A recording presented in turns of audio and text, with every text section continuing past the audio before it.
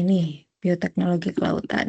Kebetulan seperti yang sudah Pak Dewa sampaikan juga, ini mungkin ke berapa kalinya ya Pak? Ketiga kalinya ya saya mencoba Ya, untuk ikut apa diundang sama Pak Dewa untuk mengisi beberapa kelas di biologi. Tuh. Terima kasih untuk perkenalannya, Pak. Langsung saja mungkin ya. Jadi ada beberapa orang yang mungkin ambil bioteknologi molekuler sebelumnya. Siapa aja? em, ya siapa aja ini yang ngambil bio biolo- biologi molekuler kelautan sebelumnya semester lalu?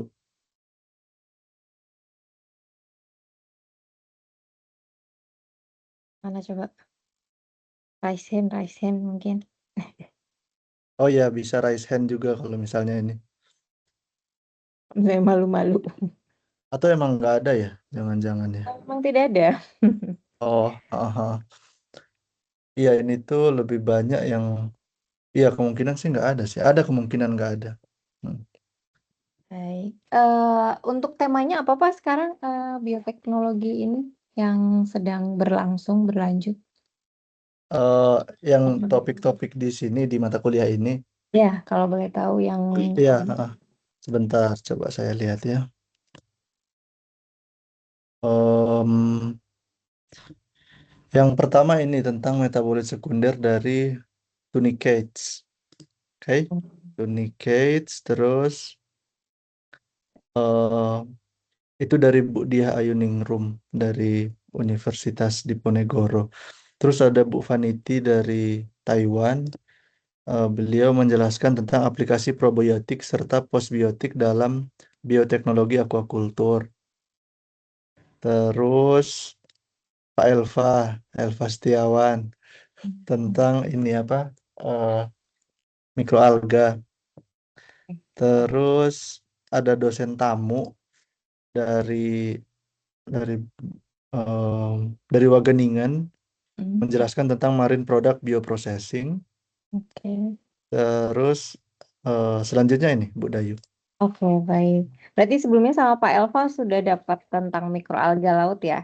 Tadinya saya, Eh, sedikit aja sih, cuma le- mungkin 6, 70% materi, 30% tentang eh, Universitas Pertahanan, Pertahanan Laut. Ya. oke. Iya, iya, iya, ya. Baik. Ya, terima kasih. Tadinya saya tuh bingung mau ngisi apa ya gitu, karena eh, mungkin beberapa teman-teman di sini sudah pernah dapat di sebelumnya gitu ya. Antaranya mungkin terkait mikroalga laut untuk isolasi biopigmennya atau eh, terkait DNA metabarcoding. Jadi pemanfaatan bioteknologinya untuk memonitoring ekosistem ya, perubahan ekosistem seperti apa. Cuman kemungkinan akan saya lanjutkan aja ya Pak, yang beberapa teman-teman di sini mungkin yang sudah pernah ambil di semester lalu ya, biomolekuler ya Pak ya. Eh, molekuler kelautan. Biologi molekuler kelautan ya. Ya, betul. Itu mungkin sudah pernah mendapatkan sebagian part dari yang apa yang pernah saya teliti dan kerjakan. Nah, sekarang akan saya lanjutkan. Dan mungkin nanti di akhir karena memang ini yang sedang saya juga kembangkan, kerjakan di terutama di Cirebon saat ini bersama Pak Dewa juga kolaborasi ya Pak ya untuk riset kali ini. Baik, saya akan share dulu ya PPT-nya. Sebelumnya terima kasih untuk teman-teman semua yang sudah hadir di sini. Sebentar. Eh,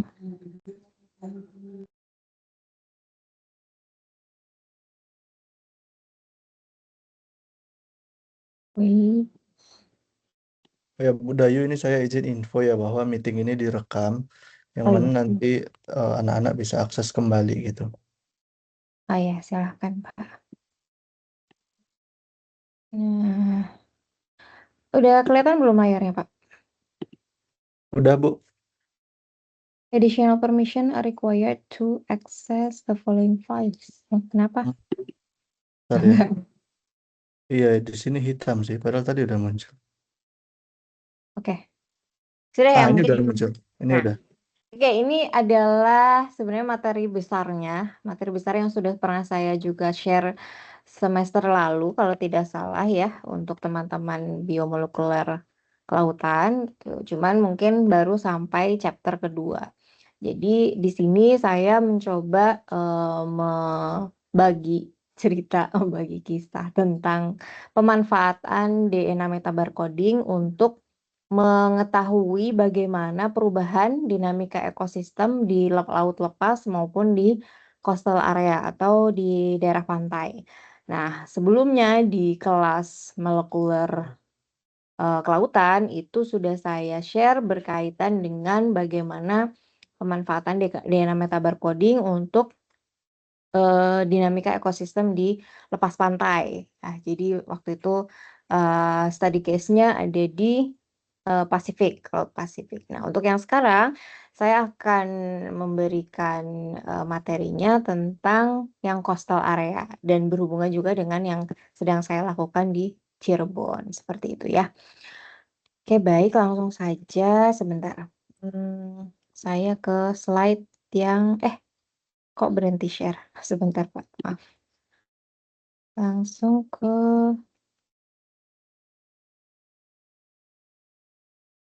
yang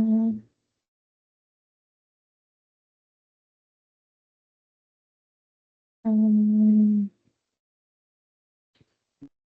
ya, ya. Sudah terlihat ya semuanya? Oke, baik. Nah, untuk chapter yang pertama ini, jadi pemanfaatan DNA metabarcoding yang sebelumnya saya share gitu. Tapi sebelumnya di sini ada yang sudah tahu tentang DNA metabarcoding atau tentang barcoding barangkali dari teman-teman biologi ini di sini? Coba, saya pengen Ayo dengar yang suaranya. Oh ya, ini dengan siapa? Revan ya?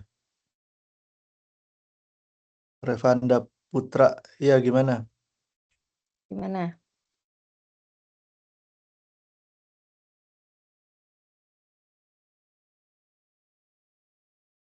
Ada yang pernah kerja dengan metabarcoding. Jadi ini tuh semacam teknologi untuk identifikasi spesies secara DNA gitu.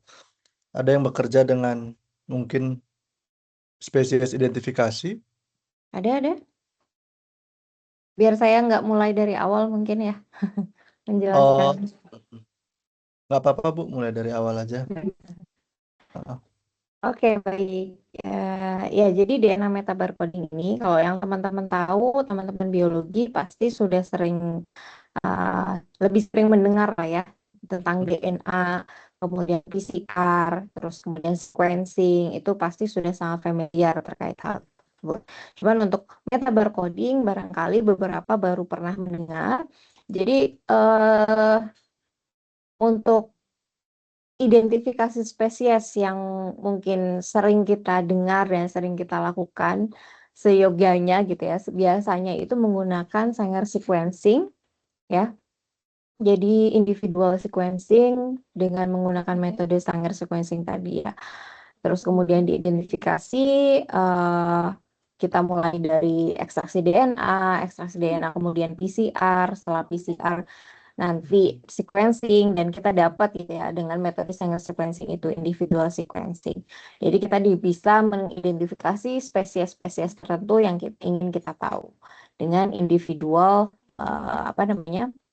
organisme gitu ya.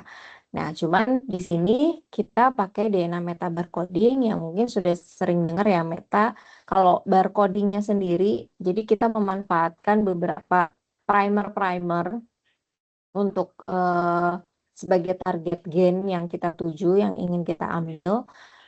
Dimana kalau kayak kita belanja di supermarket gitu kan kita lihat ada barcode-barcode gitu ya, singkat-singkat itu. Barcode yang sebagai penanda itulah yang akan dibaca oleh eh, apa namanya eh, sequencingnya itu ya. Nanti jadi ketika PCR kemudian kita dapat gen, istilahnya kita dapat barcode itu dan kemudian dibaca, di sequence urutannya apa saja dan kemudian diidentifikasi.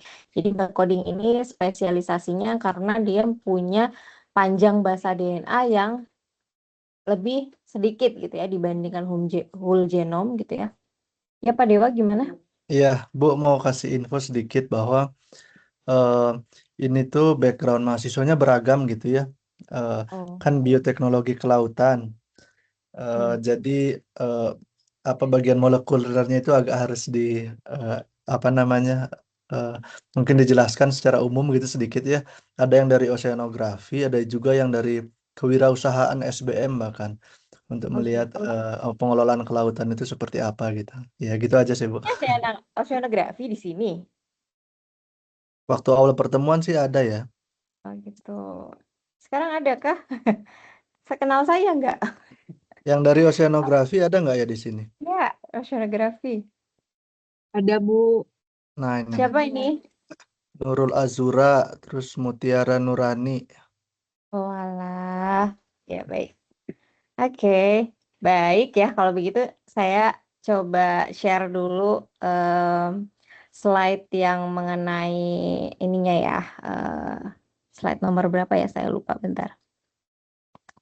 Di slide-slide awal. Maaf ya. Ya, saya pikir ini anak biologi semua, Pak. Ternyata enggak ya. Baik. Hmm, gimana ya? Coba sebentar ya.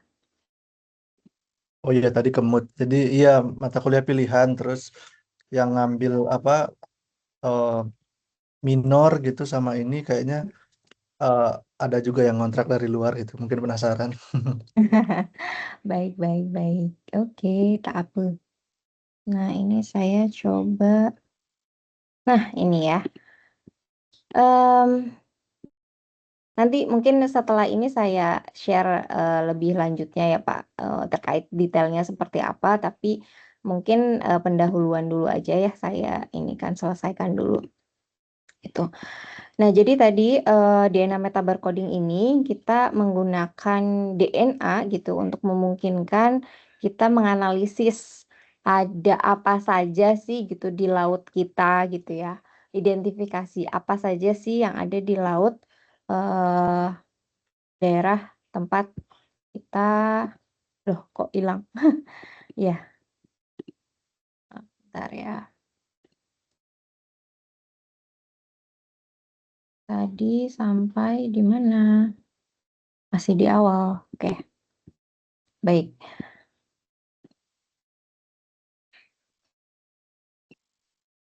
Nah, ini saya share dulu.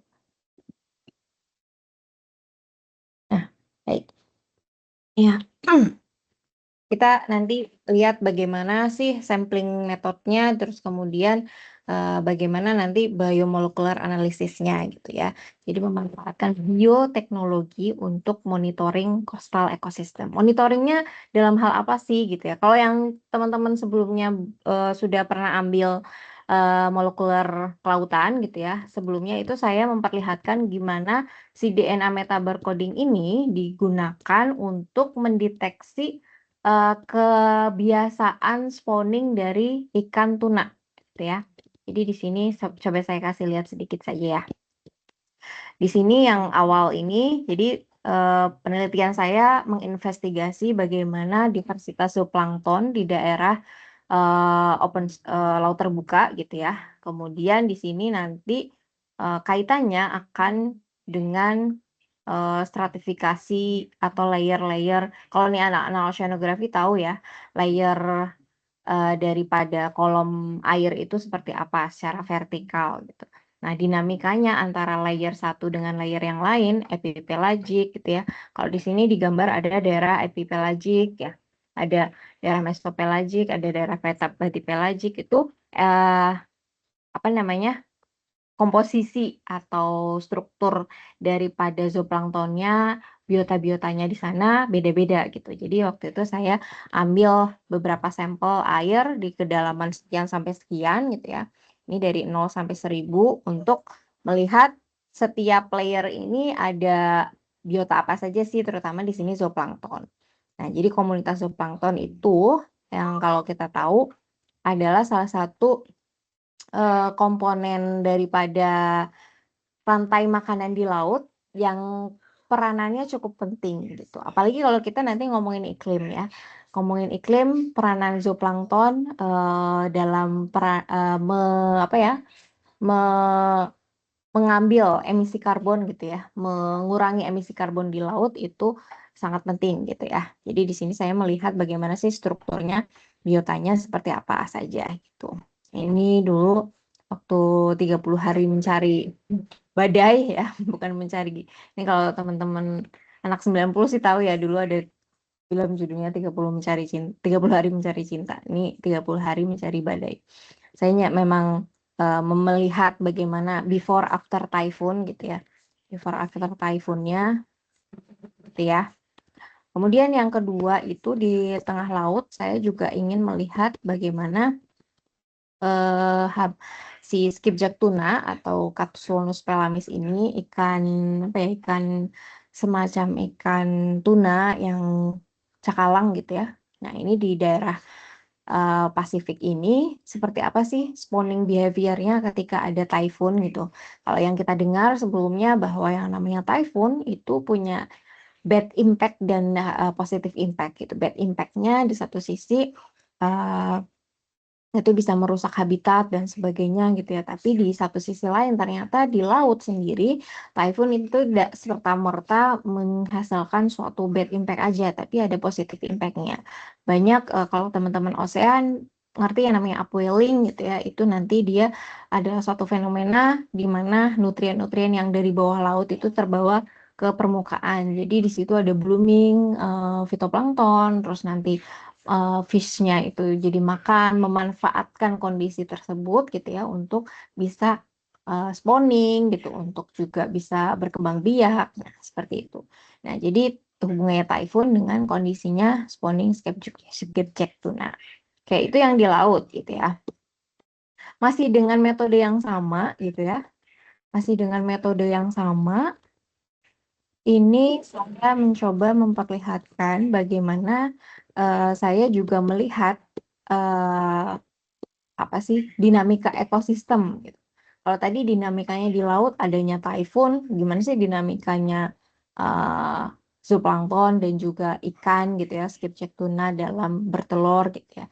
Terus juga gimana dinamika level daripada zona-zona apa habitatnya itu apakah mempengaruhi terhadap si spesies-spesiesnya, ternyata benar. Nah, kalau teman-teman dari oceanografi mungkin juga paham ada namanya cold eddies dan warm eddies gitu ya. Cold eddies dan warm eddies itu di mana pusaran air yang memiliki sifat berbeda gitu ya dari segi temperatur terutama, terus nanti berimbas kepada salinitas dan juga densitas gitu ya. Nah, disitulah nantinya makanan-makanan juga akan berbeda posisinya, kondisinya. Nah, hal tersebutlah yang akan menjadikan dinamika ekosistem daripada si struktur biota-biota lainnya, zooplankton, kemudian ikan dan sebagainya. Jadi antara warm eddies dan cold eddies itu juga saya lihat di sana seperti itu ya. Oke, saya mulai aja langsung yang bagian ini ya. Oke, coastal ecosystem changes. Ini yang saya coba perlihatkan yang karena yang sudah ada hasilnya ya, adalah di daerah Korea pada saat itu saya sedang S3 ini termasuk dalam tesis saya juga gitu ya. Jadi saya melihat bagaimana perubahan ekosistem dari suatu daerah pantai di sini lebih tepatnya di Busan ya. Busan itu di daerah portnya atau pelabuhan ya, pelabuhan internasionalnya. Di situ saya melihat bagaimana apa sih dinamikanya dari data 4 tahun. Ya, 4 tahun data yang saya ambil, kemudian nanti dilihat seasonalnya seperti apa gitu ya. Dan dari seasonal itu apa sih yang bisa kita dapat dan peroleh gitu ya. Oke, baik. Jadi seperti yang sudah saya sampaikan bahwa zooplankton ini merupakan salah satu pemeran kunci dalam marine biodiversity, terutama impact-nya terhadap ini ya, marine ecosystem. Dan dialah yang juga cukup terdampak akan adanya apa namanya climate change atau perubahan iklim. Jadi perubahan iklim yang ada merubah sea surface temperatur ya, kemudian sea level rise dan kemudian juga banyak hal lainnya gitu ya seperti tropical storm juga kan atau tropical cyclone sekarang sudah makin intens itu juga sebagai salah satu bentuk uh, dampak daripada perubahan iklim yang sudah dirasakan oleh kita. Kita juga ngelihat cuaca yang cukup ekstrim gitu ya, hujan-hujan terus atau hujannya juga banyak apa intensitasnya juga tinggi gitu ya. Kalau kering, kemarau panjang sekali gitu. Terutama kalau di bagian di kita sedang dapat ENSO ENSO dan apa namanya La Nina ya, La Nina dan El Nino-nya cukup positif dan negatifnya cukup tinggi gitu ya.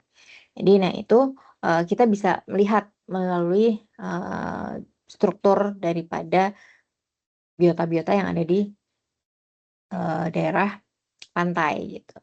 Nah ini tempat lokasi saya mengambil sampel ya saat itu di coastal region ini. Kenapa kita perlu gitu ya untuk memonitoring biota-biota yang ada di sana. Yang pertama karena daerah coastal adalah daerah yang paling dekat dengan kita gitu ya, kegiatan manusia, human activity atau kita sering sebut juga sebagai anthropogenic activity. Yang pastinya itu akan langsung gitu ya, langsung terdampak terutama kalau ada ya tadi isu-isu perubahan iklim dan sebagainya gitu. Nah, daerah coastal region ini yang justru punya suatu vulnerability gitu ya, yang patut untuk diawasi gitu ya, terus-menerus gitu ya, supaya jangan sampai kita ke arah food stock-nya ya, supaya jangan sampai ya di ekosistem di daerah tersebut tiba-tiba kok rusak gitu ya, atau tiba-tiba tidak berfungsi seperti biasanya, seperti seharusnya. Itu. Jadi kalau kita bicara coastal region atau daerah pantai itu kan pemanfaatannya ada berbagai macam gitu ya. Sama aja sih kayak kita ngomongin mungkin orang-orang PWK ya, orang-orang plano land use itu ada tempatnya masing-masing. Kayak kita ngelihat pantai ada fungsinya masing-masing. Ada yang pantai memang digunakan untuk pariwisata dengan kondisi kualitas air tertentu gitu ya. Makanya diperbolehkan untuk wisata. Ada yang memang dia marine protected area yang dia tidak boleh di sekitarnya tidak boleh ada aktivitas manusia sembarangan gitu ya. Ada juga daerah pertambangan gitu ya. Ada yang daerah tambang. Terus ada daerah yang memang diperuntukkan untuk tambak gitu ya, budidaya. Ada yang daerah estuari ya. Kalau teman-teman tahu estuari ini adalah daerah muara ya, pertemuan sungai dengan laut. Jadi bisa dibilang topografi daripada laut itu sangat beragam gitu ya. Yang menghasilkan habitatnya juga atau biodiversitasnya juga sangat beragam. Kalau bisa dibilang yang namanya di laut itu biodiversitas dan juga habitat itu paling banyak dibandingkan dengan di daratan gitu ya. Makanya kalau boleh apa ya namanya berbangga diri gitu ya. Ya, saya mempelajari laut gitu ya di sini kesempatan kita gitu ya untuk bisa mendapatkan mungkin teman-teman biologi mau ekstraksi suatu apa metabolit sekunder atau beberapa senyawa-senyawa yang bermanfaat untuk uh, obat-obatan gitu ya, pharmaceutical atau neuroceutical dan sebagainya itu justru bisa lebih banyak kita ragamnya di laut gitu ya dibandingkan mungkin di darat gitu karena profil atau topografi di laut itu jauh lebih tinggi, lebih kaya dibandingkan di daratan. Nah, di sini salah satunya di coastal region pun di pantai aja gitu ada beberapa part pembagian daerah region. Kalau saya di sini melihatnya di daerah port atau pelabuhan gitu, yang mana aktivitas kapal asing sering keluar masuk di daerah ini gitu. Nah, kemudian apa yang bisa dilihat sih di sini gitu ya? Ini dilihat bisa responnya biota di sana, terutama di sini saya melihat zooplankton gitu ya. Zooplankton dilihat responnya seperti apa terhadap environmental changes. Environmental changes di sini berkaitan dengan ekosistem health juga ya. Nah, di sini kan port atau pelabuhan itu banyak sekali perubahan-perubahan yang bisa terjadi ya, terutama anthropogenic activity itu gitu. Nah, makanya continuous monitoring ini perlu dilakukan gitu untuk selalu update gimana sih kondisi ekosistem kita. Jangan sampai kita lengah, terus loh kok udah ada ikan tiba-tiba gitu ya. Biasanya nelayan bisa nangkep ikan sekian meter dari jarak pantai gitu ya. Sekarang kok makin jauh lagi, makin jauh. Mungkin pernah dengar ya teman-teman di sini, semakin jauh nelayan gitu ya mencari ikannya gitu. Karena ternyata pantai dan daerah coastalnya gitu ya sudah mulai ada perubahan terutama dari sisi kualitas air laut biasanya gitu ya. Nah, di situ perlu adanya monitoring rutin. Nah, variasi bisa dilihat di sini tujuannya untuk melihat variasi yang perubahan variasi gitu ya antara seasonal dan kemudian antara tahun ke tahun gitu. Ini enaknya punya data yang panjang itu kita bisa ngomong banyak hal gitu ya. Kalau misalnya kita datanya baru 1 tahun, mungkin ya kita bisa ngomong seasonal ya. Musim panas, dingin, semi, gugur kalau ini di negara 4 musim gitu. Kalau di Indonesia kita bisa melihat musim penghujan, peralihan 1, peralihan 2, musim kemarau itu seperti apa gitu ya. Jadi perubahannya itu bisa terlihat. Oke, jadi ini long term monitoring untuk melihat bagaimana komunitas zooplankton itu berubah seiring berjalannya waktu. Interanual dilihat trennya bagaimana biodiversitasnya dan juga antara bulan ya, antara bulan maaf, antara musim seperti itu. Nah, ini lokasi pengambilan sampel yang saya lakukan adalah biweekly atau 2 minggu sekali. Jadi 2 minggu sekali diambil. Alhamdulillah untuk ini sudah publish ya. Jadi untuk 2 paper tentang coastal region ini sudah publish. Jadi untuk tahun pertama itu ini ada sebentar.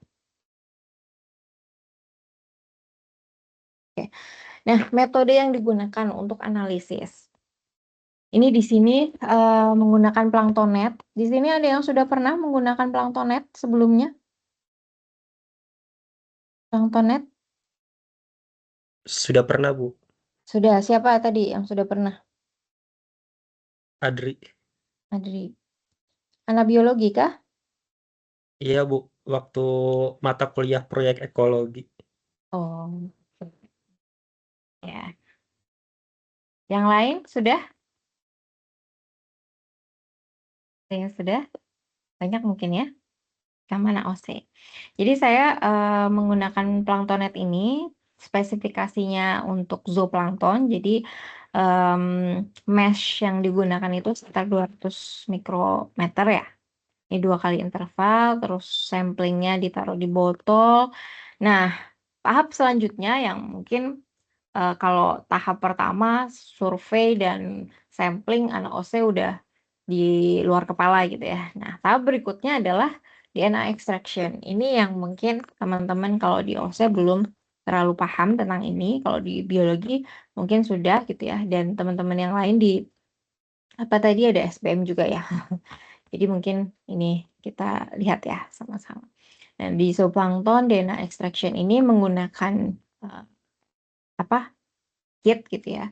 Jadi DNA di dalam sampel ini secara bulky tidak satu persatu individu zooplankton kita ambilin ya gitu. Jadi nggak satu persatu kita ambil, nggak, tapi kita ambil sampel semuanya misalnya dalam 1 mililiter sampel, kemudian kita hancurkan gitu ya secara fisis gitu ya.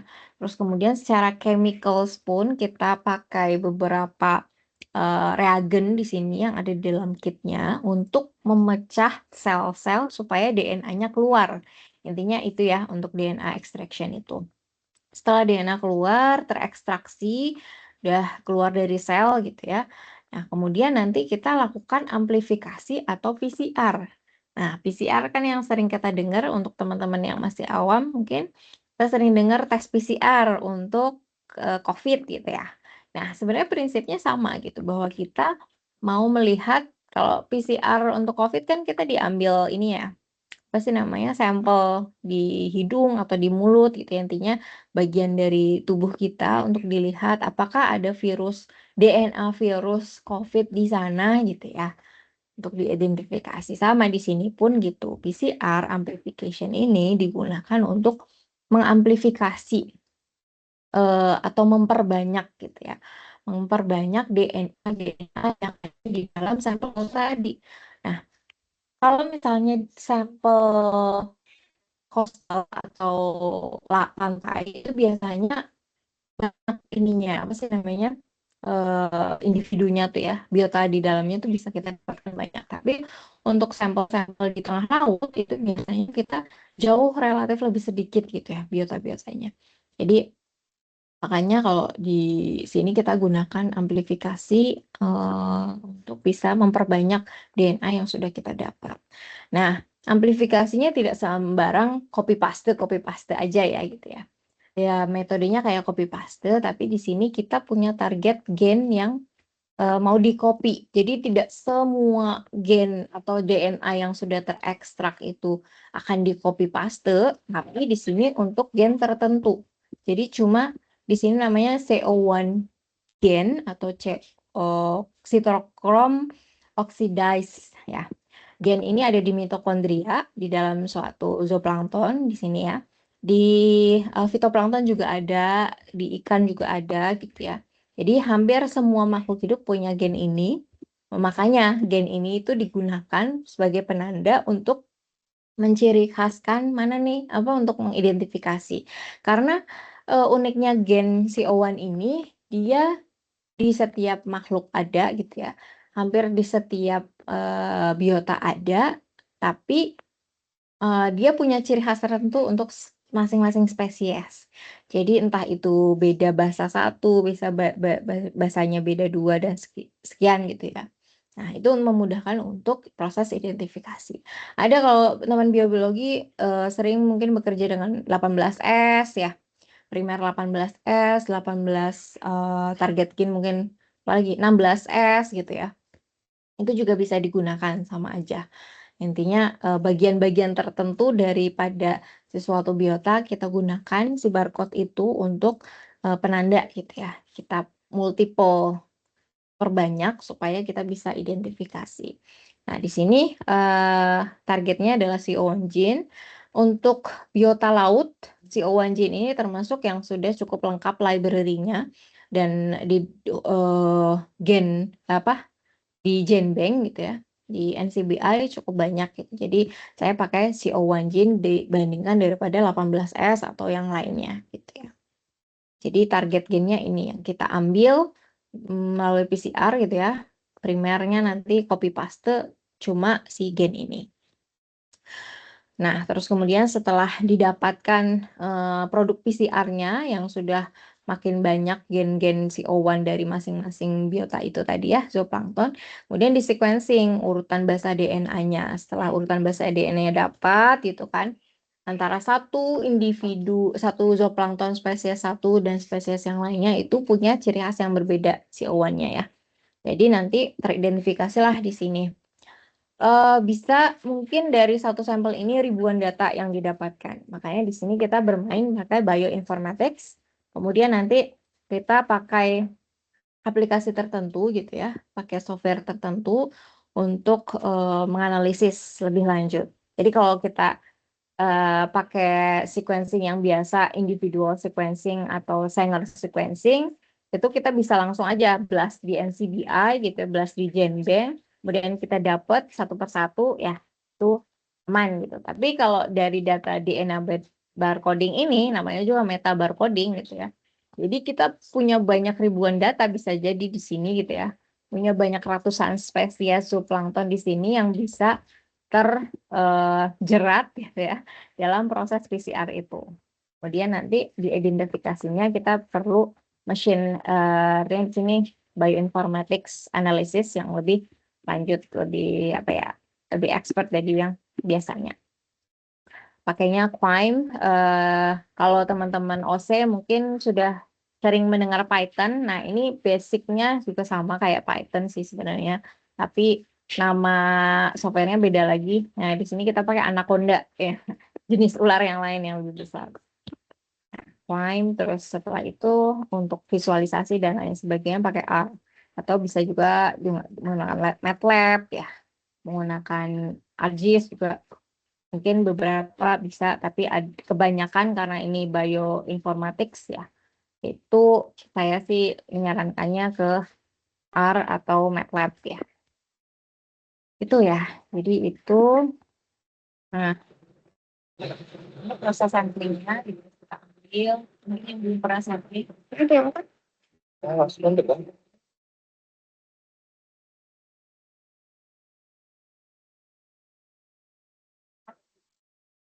Jadi bisa sekali, bisa bolak-balik supaya bisa mendapatkan spesimen yang berbeda.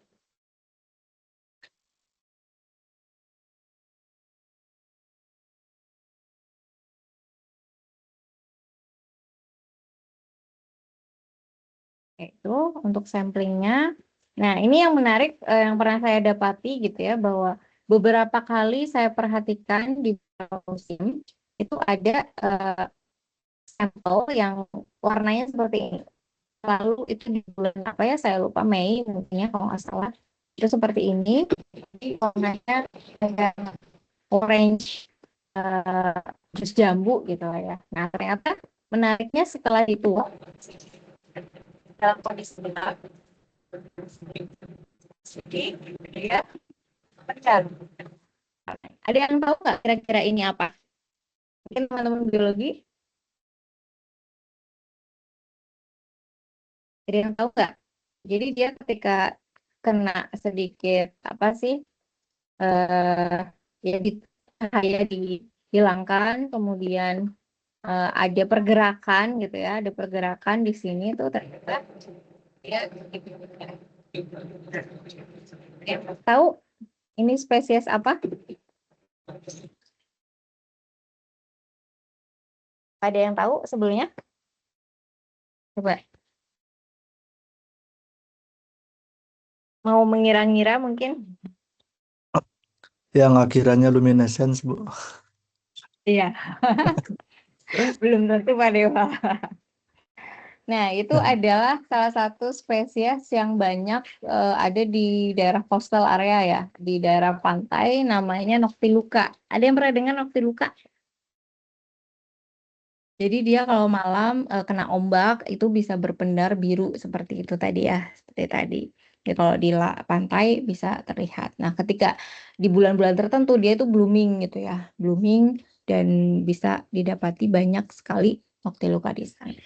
Nah, menariknya kemarin saya coba sampling di Cirebon juga ternyata ada momen-momen tertentu yang ternyata Noctilucanya juga blooming di sana. Nah, ini hasilnya ya, setelah 5 tahun, studi 5 tahun itu gitu ya. Jadi bagaimana kondisi environment dulu nih ya. Environment yang diukur itu temperatur, salinitas. Nah, ini mungkin bedanya dengan teman-teman yang di biologi. Kalau teman-teman biologi fokus kepada kondisi biota gitu ya, biologikalnya saja, memanfaatkan biotanya seperti apa gitu ya. Cuman untuk kami di oceanografi ini kita lebih melihat lagi juga bagaimana kondisi lingkungannya gitu ya. Karena berkaitan dengan ya lautan itu sendiri gitu ya. Ekosistemnya, kemudian nanti berhubungan dengan food stock dan selanjutnya. Nah, di sini kita ukur juga temperatur dan salinitas. Bahkan kita juga bisa menambahkan beberapa data lainnya gitu ya, curah hujan, data-data mungkin debit sungai gitu ya, untuk melihat bagaimana kesinambungan hubungan antara perubahan ekosistem sebenarnya gitu ya dengan kondisi ekosistem atau spesies yang terdeteksi di sana gitu. Jadi ini bisa lihat ketika musimnya, perubahan musimnya, musim panas, musim dingin, temperatur dan salinitas itu biasanya berbanding terbalik ya. Ketika temperaturnya tinggi, salinitasnya di sini menunjukkan kondisi yang lebih rendah, dan sebaliknya ketika temperaturnya rendah gitu ya, salinitas cukup tinggi, artinya densitas juga cukup tinggi di sini. Ini ya, jadi dari berbagai tahun, kalau bisa dilihat trennya, ternyata di sini ada sedikit tren penurunan gitu untuk dalam kurun waktu 5 tahun terakhir. Gitu.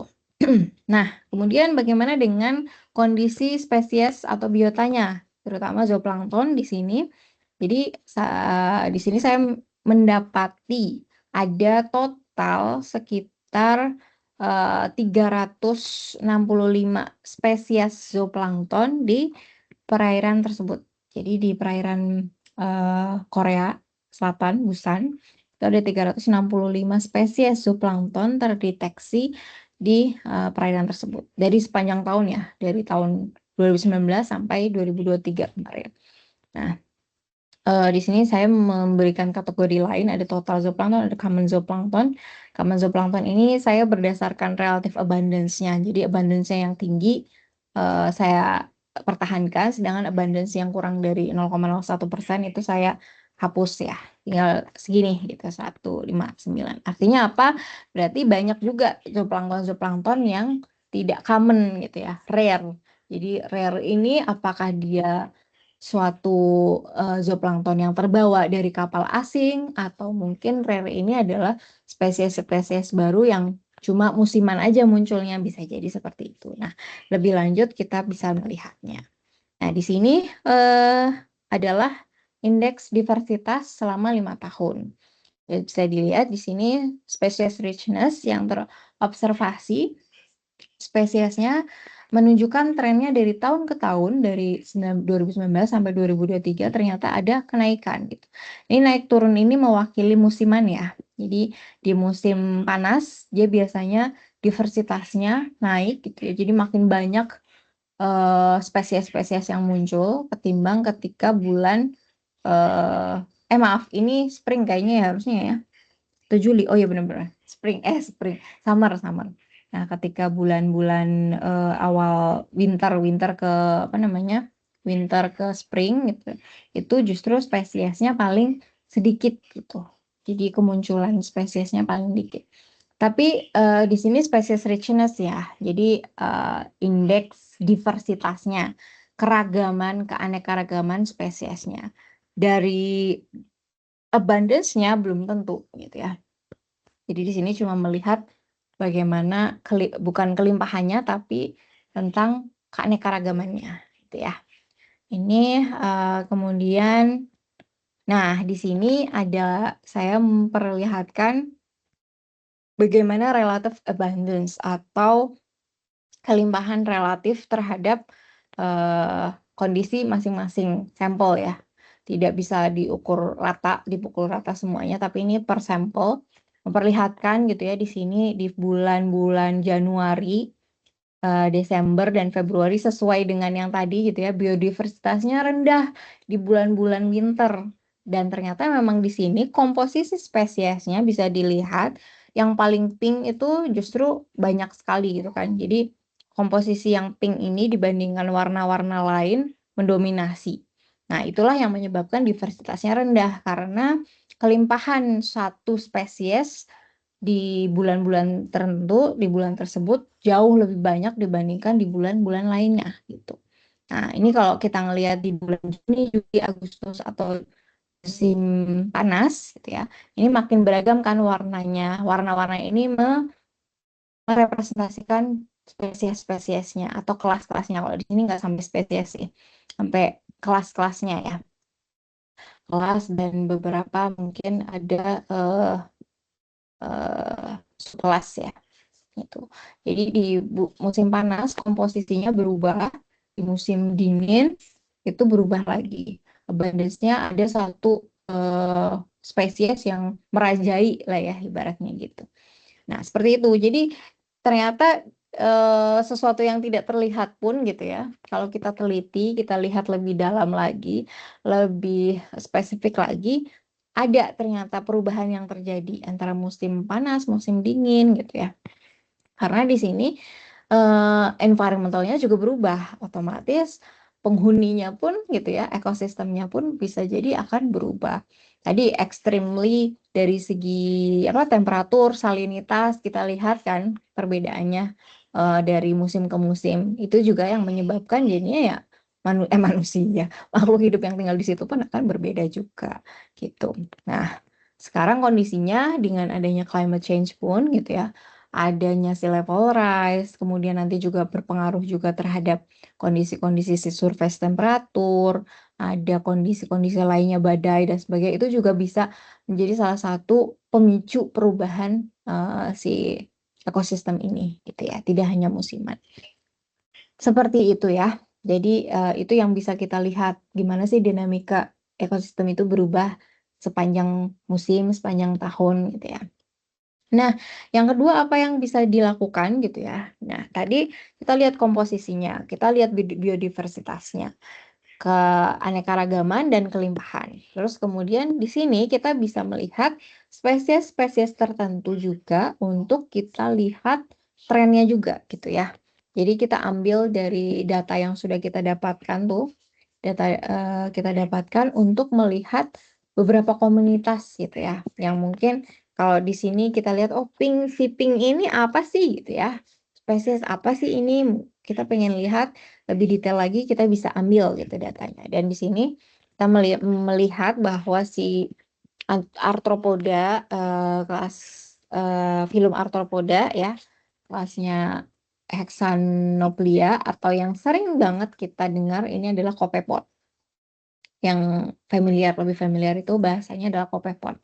Kopepod ini itu ya musuhnya SpongeBob, plankton. Jadi literally si plankton itu bentuknya kopepod ya, bentuknya si Mr. Plankton itu. Dia merajai di tadi musim-musim dingin ya. Jadi yang pink-pink ini gitu ya, itu adalah si kopepod. Jadi kopepod banyak sekali muncul justru di musim dingin dibandingkan musim panas.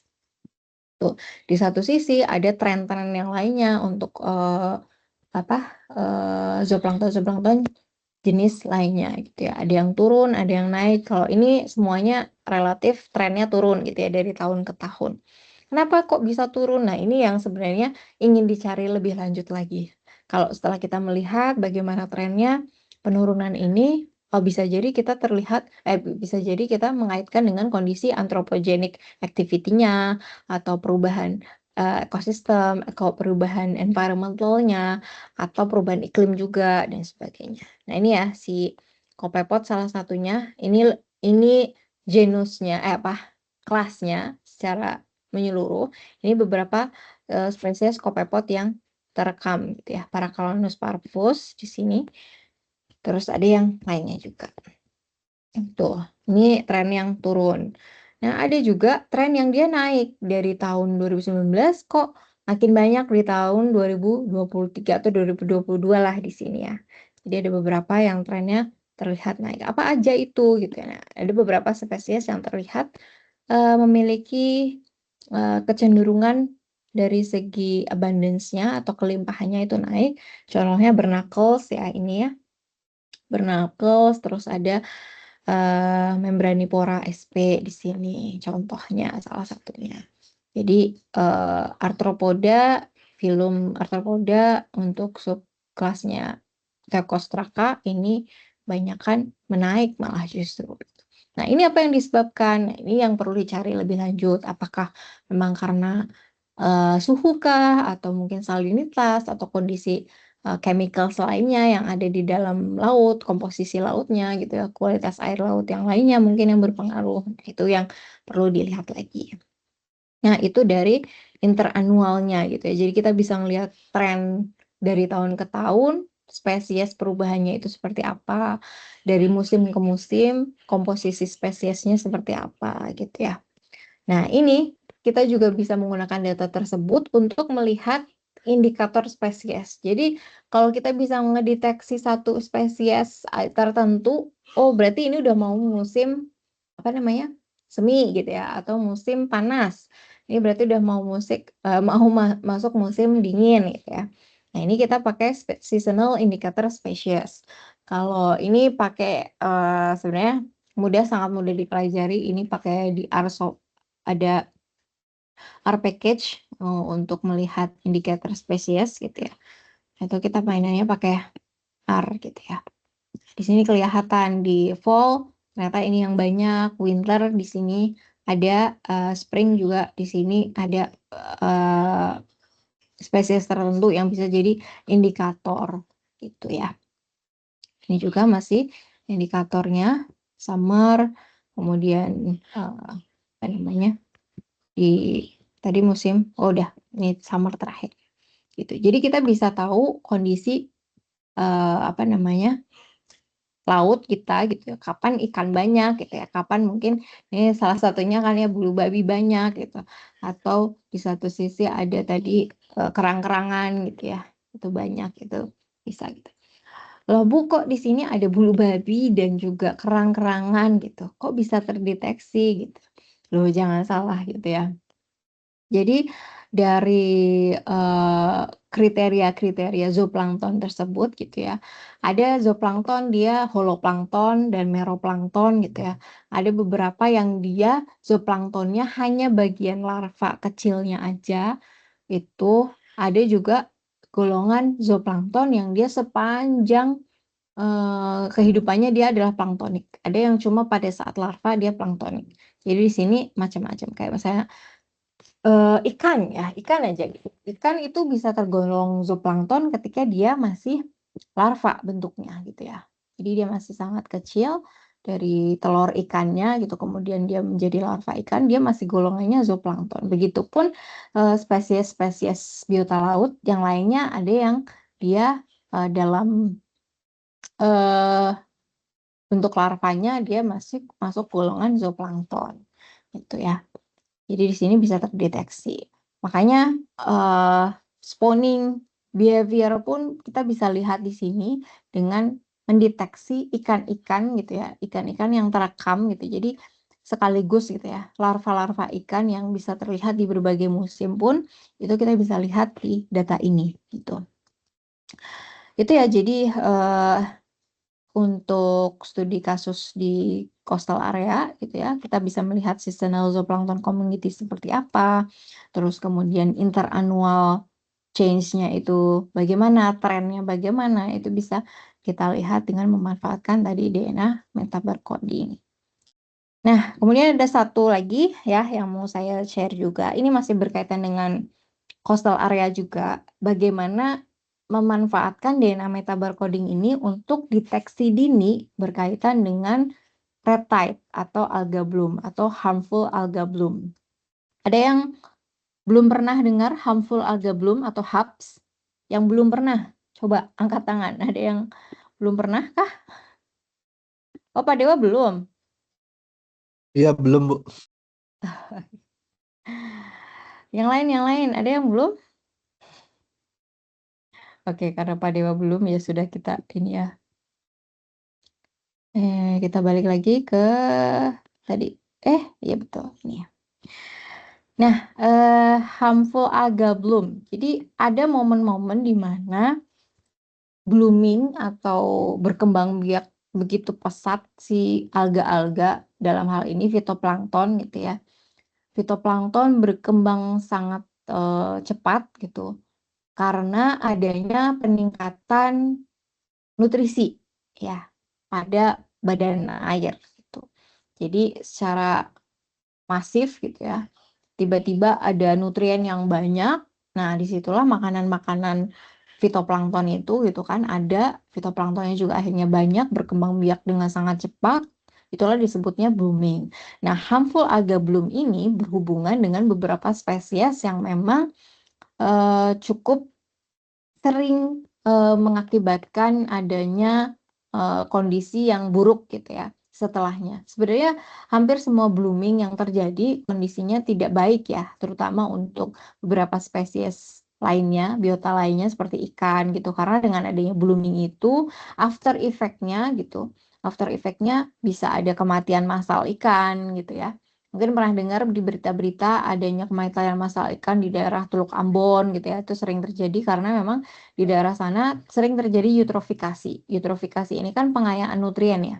Jadi nutrien yang banyak gitu ya. Nutriennya itu apa saja sih, Bu? Nah, nutriennya ini ada nitrogen, fosfat gitu ya, nitrat itu amonia yang banyak, yang melimpah di lautan gitu, di badan air yang akan mengakibatkan blooming atau ya tadi pengayaannya eutrofikasi. Setelah kaya nutrien nanti ada blooming fitoplankton. Nah, harmful algal bloom ini berkaitan dengan beberapa spesies, terutama biasanya dia diatom atau dinoflagellata gitu ya. Nah, di sini dalam hal case-nya saat ini itu adalah red tide. Red tide yang sering dikaitkan dengan dinoflagel gitu. Efeknya dari harmful algal bloom ini adalah kematian massal ikan tadi karena oksigen yang ada di daerah perairan tersebut banyak dipakai bukan untuk bernafas si fitoplanktonnya ya gitu. Bernafas iya gitu, untuk berkembang biak iya, tapi justru akan lebih banyak sekali dipakai pada saat ketika fitoplankton itu sudah mati. Jadi bakteri-bakteri yang untuk dekomposernya gitu, untuk mendegradasi fitoplankton yang mati itulah membutuhkan oksigen yang banyak dalam jumlah banyak sehingga mengurangi konsentrasi dissolve oksigen terlarut yang ada di perairan tersebut. Akhirnya adanya kematian massal ikan-ikan. Itu biasanya terjadinya di situ. Jadi tidak selamanya blooming alga itu baik gitu ya. Kalau ada mungkin Pak Elva waktu itu cerita budidaya mikroalga laut gitu ya. Oh, berarti makin banyak mikroalga laut yang ada makin bagus dong gitu. Tidak selamanya yang berlebihan itu bagus ya. Prinsipnya kan seperti itu ya. Ya kalau sesuatu berlebihan itu pasti tidak selalu baik gitu ya. Jadi ketika dia sudah berlebihan kondisinya ya itu tidak baik untuk lingkungan sekitarnya. Oke, itu harmful algal bloom ya. Jadi berkaitan dengan beberapa spesies tertentu yang identik dengan adanya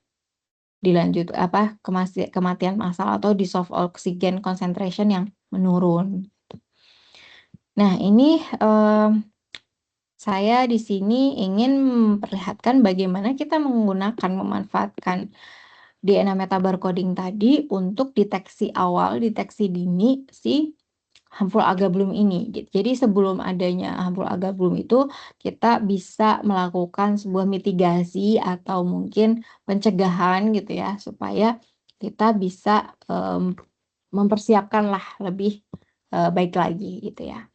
Prinsipnya sama, caranya seperti apa? Prinsipnya sama. Kita punya data 2 mingguan gitu ya, 2 mingguan diambil sampelnya gitu ya. Setelah diambil sampelnya, diidentifikasi spesies di masing-masing sampel ada apa saja. Masih menggunakan zooplankton di sini saya ya. Jadi diidentifikasi terus kemudian nanti akan terlihat gitu. Nah, di sini kejadian tempat yang dijadikan sebagai tempat observasi itu masih di daerah selatan Korea Selatan, Korea Selatan bagian selatan, tapi agak ke tengah, jadi bukan di ujung lagi di Busan, tapi minggir sedikit ke sampingnya, tetangganya di Tongyong. Itu adalah tempat yang khusus memang banyak budidaya ikan di sana.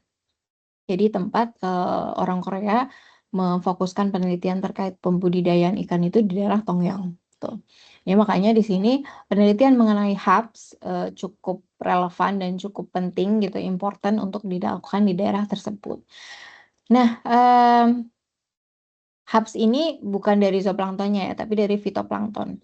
Makanya dalam case tadi ini yang terdeteksi sebagai fitoplanktonnya itu adalah jenis ini ya, bentar. Ya, Polychoroides ya. Jadi di sini bagaimana caranya gitu ya. Pertama gitu ya, itu data 7 tahun ya. Jadi data 7 tahun, di mana 7 tahun data ini ada tahun di mana dia terjadi red tide, ada tahun-tahun yang dia tidak ada red tide-nya atau blooming-nya. HABS-nya di tahun 2013 sampai 2015 itu adalah tahun dengan red tide event atau HABS-nya terjadi gitu ya. Kemudian pada saat 2016 sampai 2019 tidak ada red tide yang terjadi. Jadi di sini pengambilan sampel kan terus berlanjut aja ya, 2 minggu sekali. Terus klasifikasikan nanti di sini kita bandingkan compare antara before, during, after period daripada red tide event. Begitupun di without red tide event di bulan yang tidak tahun yang tidak ada red tide-nya, kita pun menelaah gitu ya, melihat, mengobservasi di bulan yang sama dengan bulan yang red tide, tahun red tide tadi ya. Itu biasanya di bulan Juli sampai September gitu kan. Di sini sering blooming gitu. Di Juli sampai September itu kita juga lihat bedakan before pada saat during dan after. Tapi di sini memang tidak ada red tide gitu ya. Jadi kita melihat di sana spesiesnya apa saja sih gitu. Jadi di 6 waktu ini kita lihat spesies yang muncul zooplanktonnya gitu. Nah, pengklasifikasiannya kenapa didefinisikan di tahun ini red tide, di tahun 2016 2019 tidak red tide itu dengan mendefinisikan si spesies tadi Polycricoides ini, cricoides ini dia memiliki abundance yang memenuhi syarat sebagai untuk blooming gitu ya. Jadi sebentar, saya lupa berapa ininya syarat abundance-nya. Ini ya, jadi lokasinya agak geser ke tengah dari Busan. Metodenya masih sama persis gitu ya. Yang tadi target gain-nya juga masih sama, CO1 gene dengan metodenya masih sama. Nah, ini yang didapatkan gitu ya, total di sini. Oh, totalnya nggak ada atau ada. Nah ini dia. Jadi pada saat kita menggunakan data di sini ya, sampling depth ketika melebihi 1000 sel per mililiter gitu ya, si kelimpahannya phytoplankton ini gitu ya, si red tide ini yang blooming ini, itu lebih dari 1000 sel per mililiter, itu kita kategorikan sebagai red tide event. Nah, ketika lebih kecil dari itu berarti tidak ada red tide gitu. Meskipun ada di dalam komposisinya, tapi lebih kecil dari 1000 sel per mililiter, itu kita tidak golongkan sebagai HABS gitu ya, atau red tide. Nah, itu jadi penggolongannya seperti itu. Ini total taksa atau ISF ya yang kita deteksi. Kemudian, nah ini nanti ada eventnya ada 2 ya, di non-red tide year itu di 2016 sampai 2019, sedangkan red tide year itu 2013 sampai 2015. Ada before, during, after yang kita amati. Jadi ada 6 waktu ya. Oke. Nah, inilah hasilnya gitu ya. Di sini ada hasilnya bahwa diversitas dan Shannon Index gitu ya. Species richness dan Shannon Index yang dimunculkan di sini memperlihatkan pada saat before yang red tide event dan non red tide event ya. Ini kan yang non red tide itu lebih rendah dibandingkan pada saat red tide event. Terus pada saat terjadinya, duringnya gitu ya, di bulan-bulan terjadinya, itu ketika tidak ada red tide event ya dia lebih rendah species richness-nya dibandingkan pada saat red tide. Begitupun after. Jadi hampir sama. Ternyata red tide itu justru salah satu yang bisa menarik ya blooming tadi menarik si zooplankton itu untuk memperbanyak diri juga gitu. Jadi fitoplankton ini kan adalah makanan zooplankton. Oleh karenanya di sini spesies daripada zooplankton community pun akan meningkat pada saat red tide event itu gitu ya. Jadi adanya blooming fitoplankton otomatis diikuti dengan bloomingnya zooplankton juga. Nah, seperti ini yang terlihat di diversitas indeks juga. Jadi keanekaragamannya pun lebih tinggi gitu ya dibandingkan non-red light gitu. Lalu bagaimana dengan komposisi spesiesnya gitu atau komposisi genusnya, filumnya gitu ya, subkelasnya ini seperti ini. Jadi di non-red tide years dan red tide years itu berbeda. Ya, bisa dilihat di sini bahwa ketika red tide event tadi sejalan dengan Shannon diversity-nya di sini, diversitasnya lebih tinggi, maka di sini juga komposisinya lebih beragam dibandingkan di sini yang mendominasi adalah si Copepod ya. Nah, di red tide event, red tide year, Copepod itu lebih rendah gitu. Di sini makin tinggi si Branchiopodanya gitu ya. Si Malacostrakanya juga lebih tinggi, Cirripedia juga lebih tinggi gitu ya, lebih beragam artinya.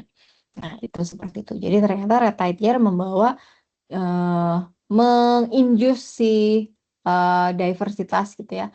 Zooplankton itu lebih tinggi lagi. Nah, seperti itu. Kemudian tapi bisa satu hal gitu ya. Satu hal yang bisa dilihat lagi juga bahwa di sini Copepod ini kan bentuknya planktonik sepanjang seumur planktonik sepanjang dia hidup gitu ya. Sedangkan untuk Malacostraca, Branchiopoda itu dia tidak sepanjang hayat bentuknya plankton. Nah, ada yang bisa kasih contoh mungkin Branchiopoda itu contohnya apa?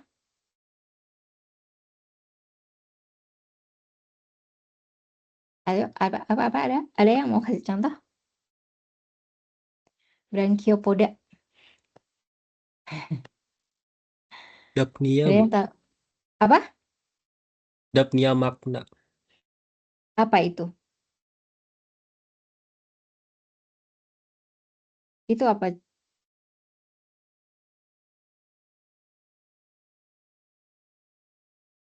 Jenisnya apa?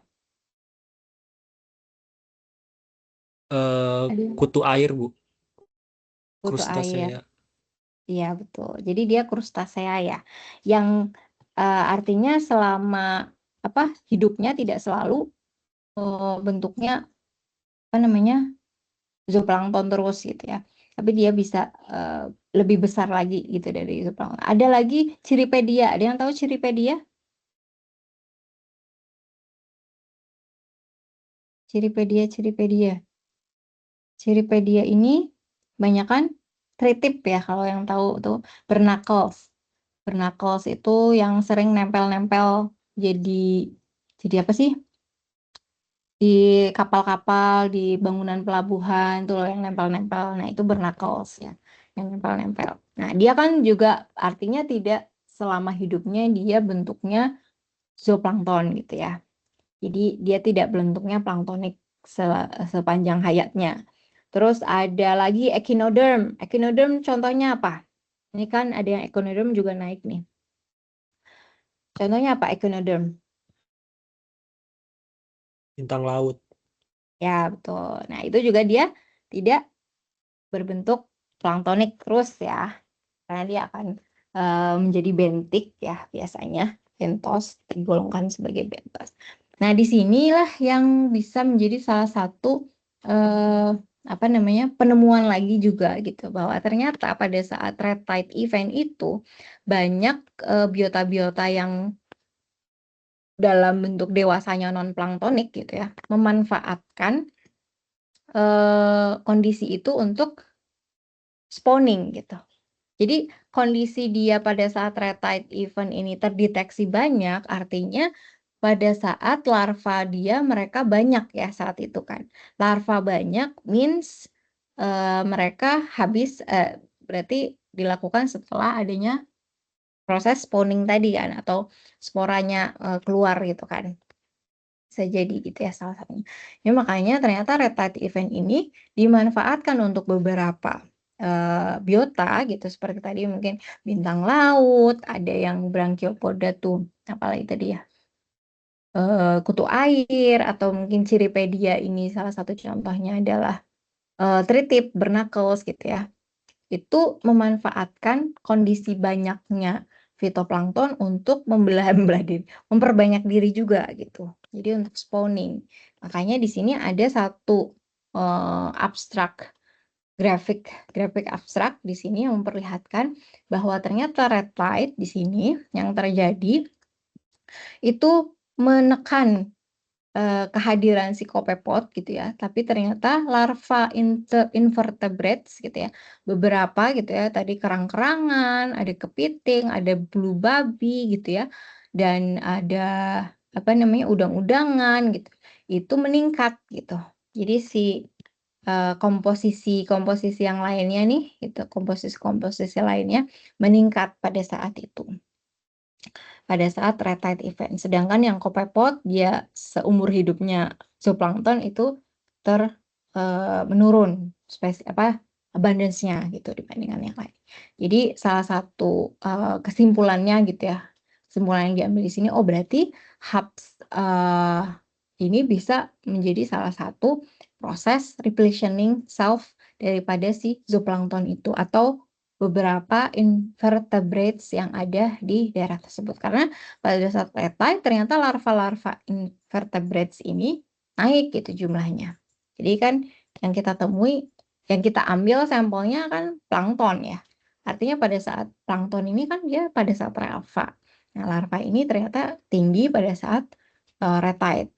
Nah, disimpulkan sebuah hipotesa muncul bahwa berarti memungkinkan si zooplankton atau biota-biota invertebrates ini memanfaatkan tadi red tide event untuk berkembang biak gitu. Seperti itu.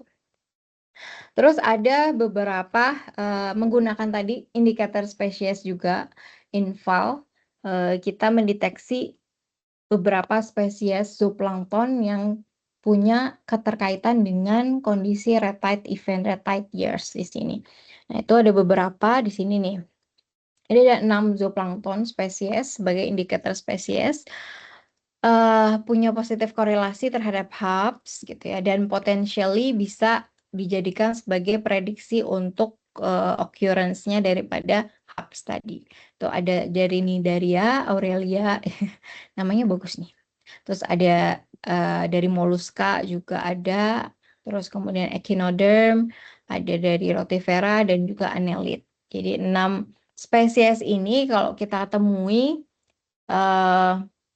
bisa menjadikan salah satu indikator bahwa di bulan itu gitu atau bulan depan kemungkinan ada kemunculan red tide seperti itu.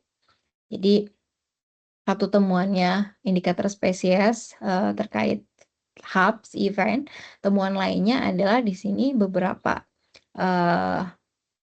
invertebrates gitu ya, ternyata memanfaatkan red tides ini untuk spawning gitu. Jadi beberapa tadi ya, ada contohnya ada barnacles dan kawan-kawannya gitu ya, yang dia dalam bentuk larva ternyata ditemukan banyak itu di saat red tide event. Oke, nah ini yang sekarang sedang dikerjakan bersama sebenarnya kolaborasi juga dengan Pak Dewa.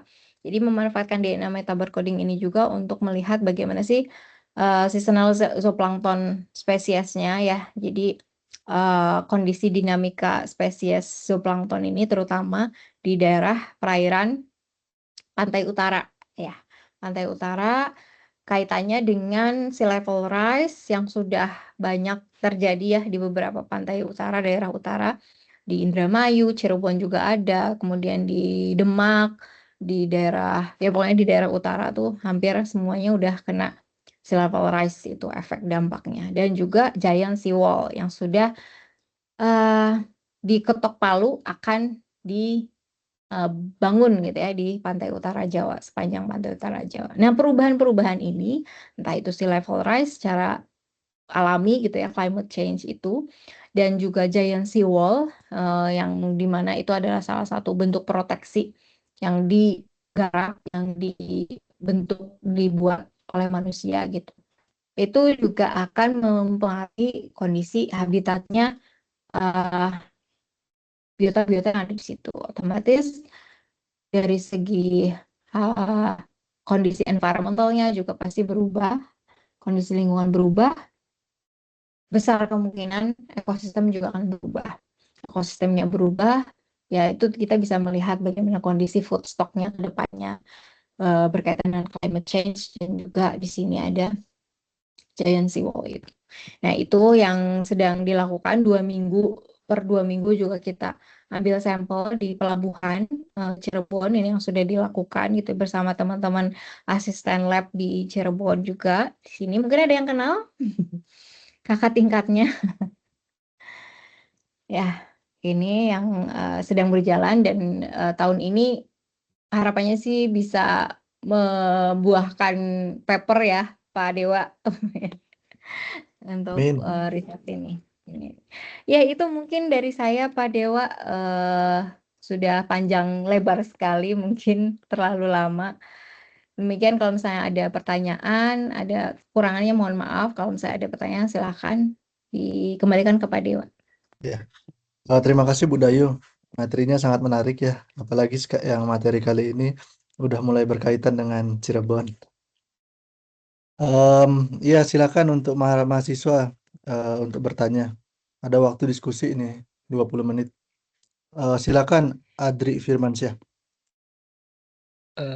Selamat siang Bu, perkenalkan saya Adri dari biologi. Jadi di sini saya ada 3 pertanyaan Bu. Yang pertama Wah, tuh banyak ya. tentang yang ikan tuna tadi. Kan tadi nyinggung mengenai behavior ikan tunanya ya sebelum dan sesudah typhoon tadi. Nah, kalau perilaku spesifik dari ikan tuna yang teramati pada saat di lapangan itu seperti apa sebelum dan sesudahnya? Itu yang pertama. Kemudian yang kedua, untuk pengambilan sampel pakai plankton net itu kedalaman meter spesifiknya itu berapa meter, dan diambilnya tuh eh, di lokasi apa aja gitu. Apakah misalnya di coastal aja, atau misalnya di tengah laut, atau di laut yang sangat dalam gitu mungkin.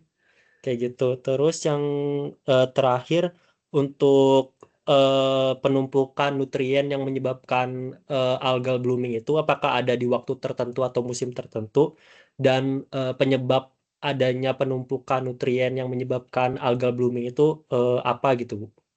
Itu Bu. Terima kasih Bu. Terima kasih. Langsung jawab aja ya, Pak Dewa, biar saya nggak lupa. Iya, mangga Bu. Baik ya, dari pertanyaan yang pertama itu tentang spawning behavior. Oke. Jadi kalau pada saat saya di Pasifik itu ambil sampelnya, melihat observasinya bukan kepada ikan tunanya. Jadi apa sih behavior si ikan tuna ini yang berubah dari sebelum typhoon sampai after typhoon, bukan gitu. Jadi saya melihat perbedaan eh, sampel telur ikan yang saya dapatkan gitu. Jadi bukan saya ambil ikan tuna, saya lihat amati ya.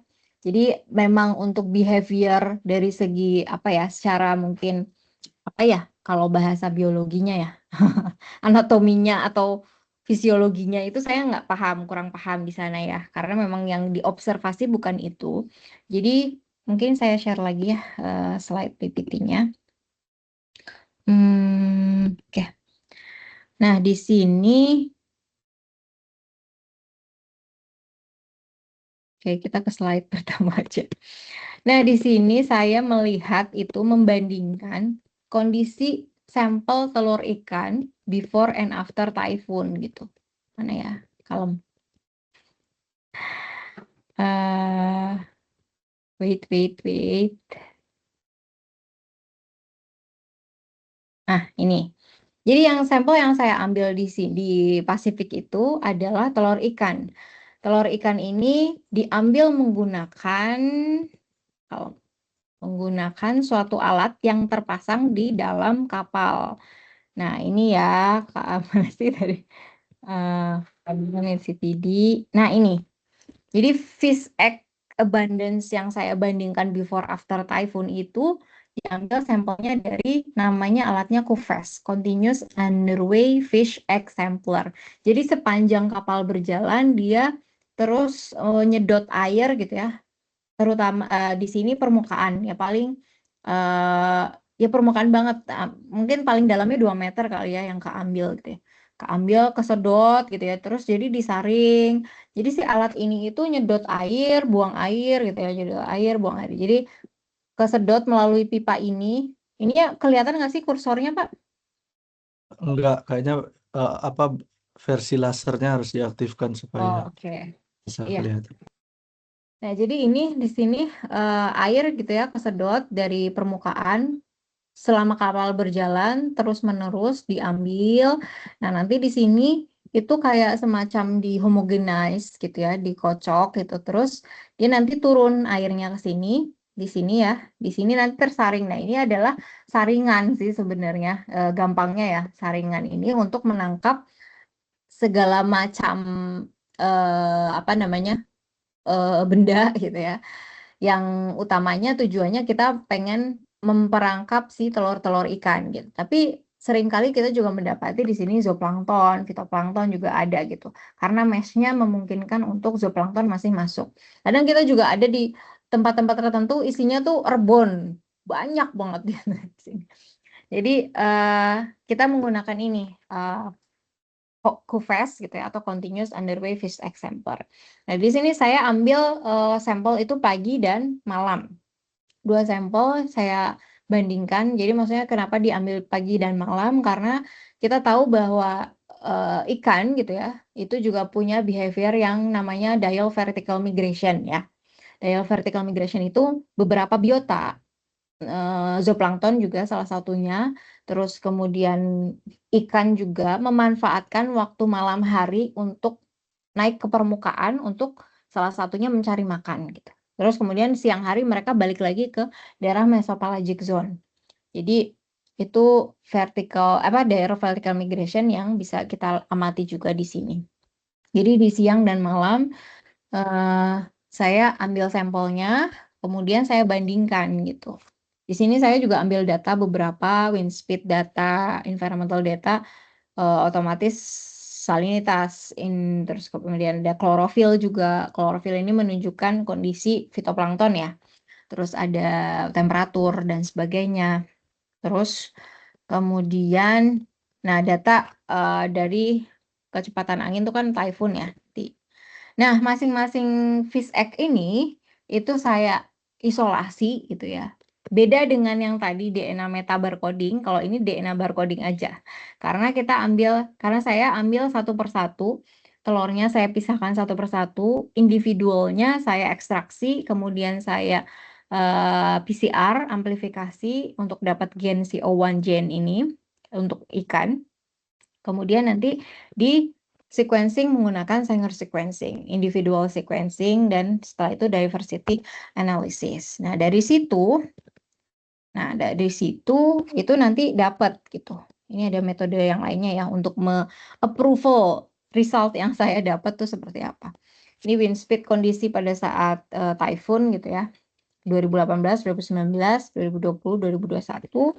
Nah, di sini saya mendapati bahwa ternyata setelah typhoon ini ya. Jadi ada sampel before, ada sampel after typhoon. Ini sampel ikan yang terdeteksi ada sekitar 400 sekian. Dari sekian 400 sekian, ternyata di sini ada tiga spesies gitu ya, yang mencolok gitu ya. Setelah di sampel after ini, after typhoon, kok meningkat. Nah, salah satunya adalah Katsuonus pelamis atau dia albacore tuna. Terus ada Tunus alalunga. Ini juga tuna juga. Oh, maaf, skipjack tuna dan albacore tuna. Sedangkan Vincigera nimbaria ini, menariknya dia juga meningkat. Padahal dia bukan ikan tuna, tapi ternyata dia adalah mangsanya tuna. Jadi prey of tunanya. Ya, dia yang makanannya tuna juga ikut naik di situ. Ini di kondisi 2019 sama juga before after typhoon. Telur ikan dari Katsuonus pelamis, terus Turnus alalunga sama Vincigera nimbaria juga meninggal. Demikian pun beberapa spesies ikan lain ya. Di 2020 yang tidak ada typhoon pada saat itu, pelayaran nggak kena typhoon. Di 2001 typhoon 3 kali lewat, ternyata juga memperlihatkan hal yang kurang lebih mirip dengan tadi. Jadi before after, kalau ini mah beda tahun tapi ada typhoon sama ada non typhoon gitu ya. Jadi berdekatan hal yang cukup signifikan miripnya gitu ya dengan yang sebelumnya before after. Oleh karena itu di sini kami punya hipotesis gitu bahwa beberapa ikan di sini, terutama 3 ikan ini ternyata memanfaatkan kondisi typhoon yang mana kalau teman-teman OC mungkin tahu typhoon ini kan dia suatu event antara atmosfer dan laut itu saling apa ya?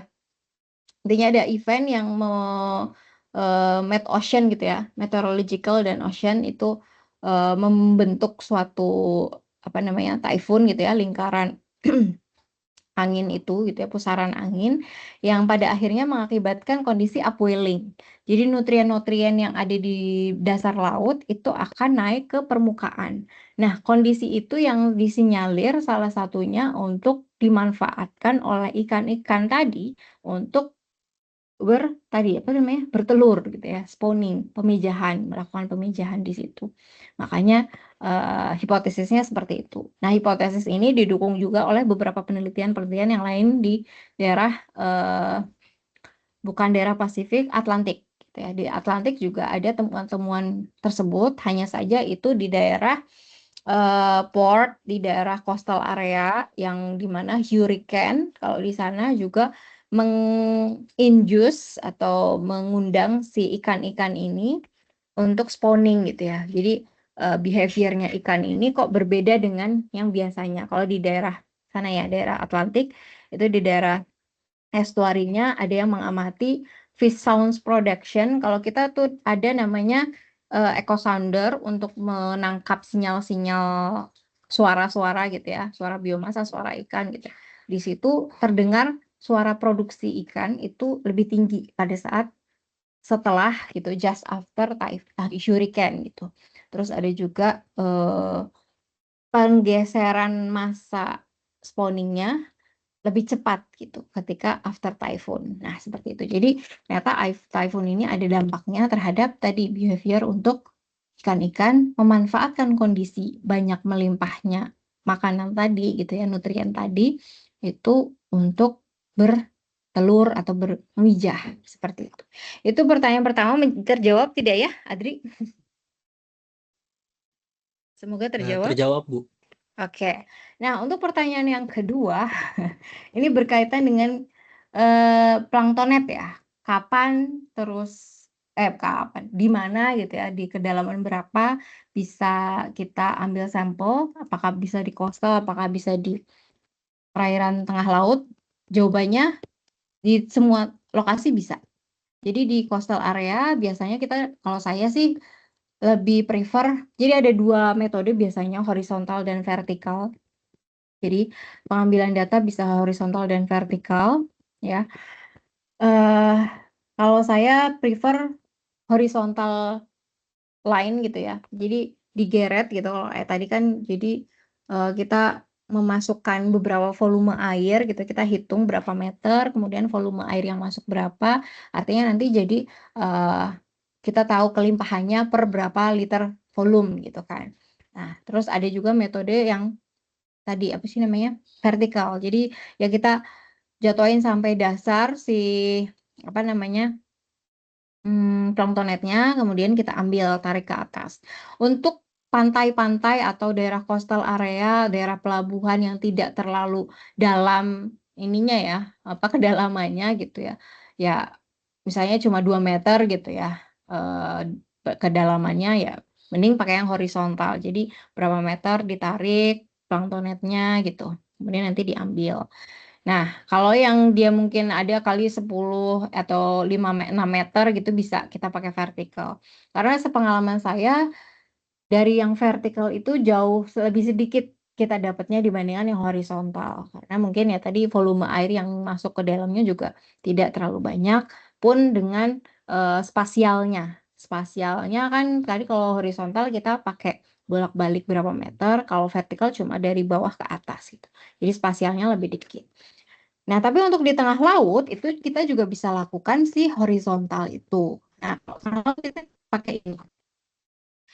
Ini pakai namanya ada MOCNES atau Multiple Opening Closing Net Environmental Sensing System.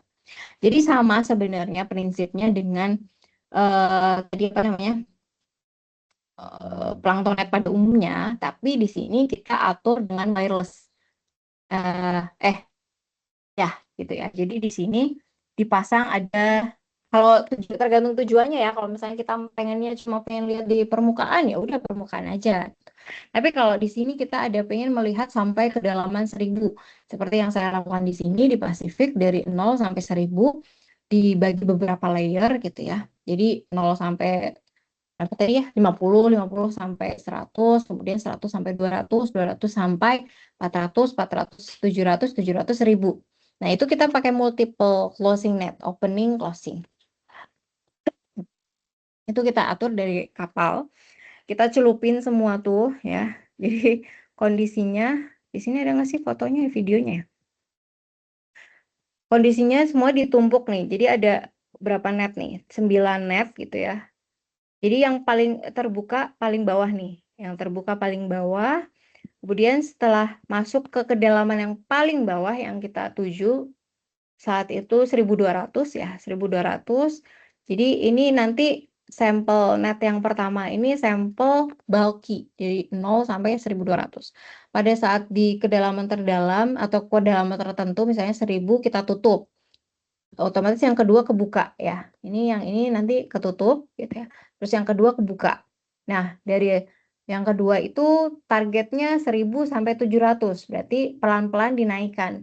Jadi dari kedalaman 1000 kan udah terbuka sampai 700, nanti sampai 700 ditutup. Ganti terbuka yang net selanjutnya. Itu nanti ditarik lagi gitu sampai atas, sampai target tertentu misalnya 400, ntar 400 kita tutup lagi. Makanya sebutannya multiple opening closing net system tadi gitu ya. Nah, itu jadi kalau di laut kita ya tergantung target kita mau apa, kita melihat di mana gitu. Kita pun masih bisa melihat apa namanya komposisi di daerah. Yang menarik ini yang juga saya lagi pengen cobain gitu ya. Itu di daerah hydrothermal vent gitu ya atau daerah seamount pegunungan laut. Itu juga di sana kan daerah ada ekosistem chemical tertentu ya gitu ya. Jadi di situ pasti biota-biotanya juga berbeda.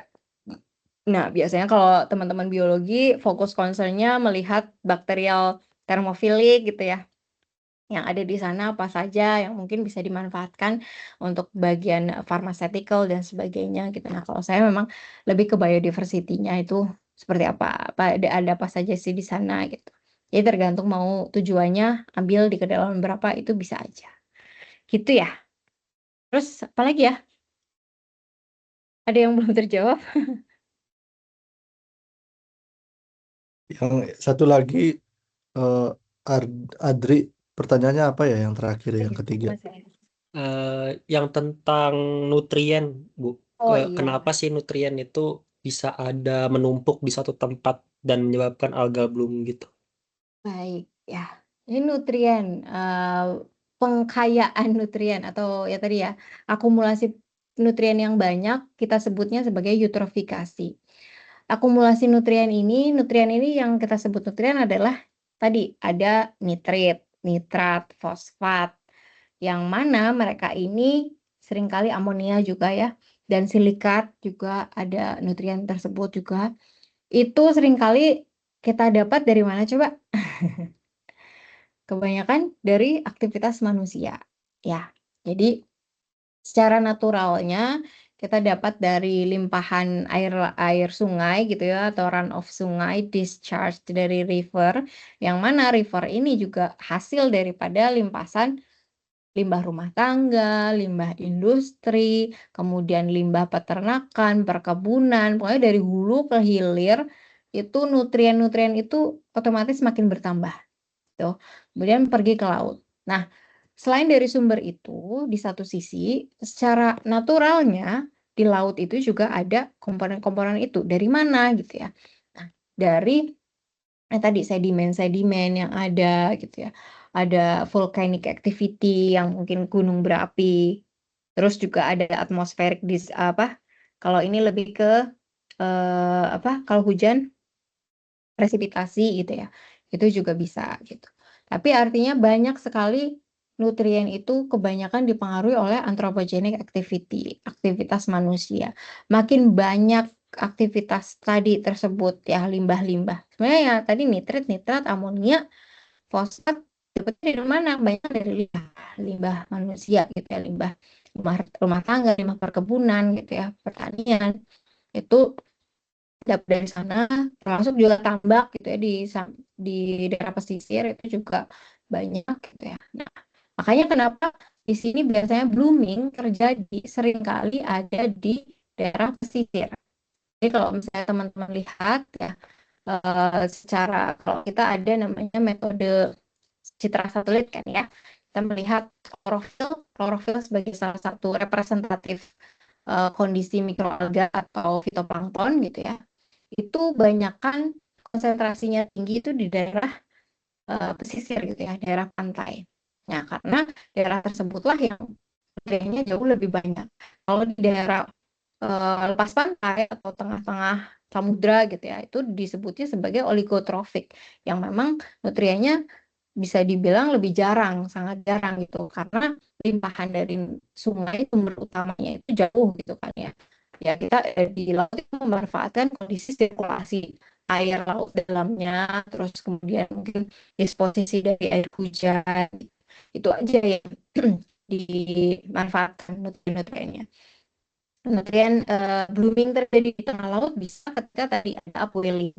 Jadi ada proses naiknya nutrisi dari dasar laut ke permukaan karena ada dipicu tadi salah satunya typhoon gitu ya, kondisi-kondisi krisis yang menggerakkan current gelombang dan sebagainya gitu ya. Jadi kondisi peningkatan nutrien terjadi bisa karena tadi limpahan anthropogenic activity yang terlalu banyak, jadi menghasilkan blooming tadi. Nah, seringkali di beberapa lokasi memang terjadi berulang gitu ya, terjadi berulang terutama di perairan daerah yang lebih tertutup. Daerah-daerah seperti Teluk Ambon itu ya, itu langganan terjadi adanya harmful alga bloom. Terus sekarang juga harus sepertinya di Teluk Jakarta pun kurang lebih kondisinya mirip seperti itu. Gitu. Itu sih. Jadi banyak sih tempat yang kondisinya kurang lebih mirip seperti itu. Semoga terjawab ya. Terima kasih, Bu. Sama-sama. Oke, berhubung ini waktunya terbatas, jadi mungkin 5 menit lagi ya sesi diskusi ya. Silakan barangkali ada yang ingin bertanya lagi.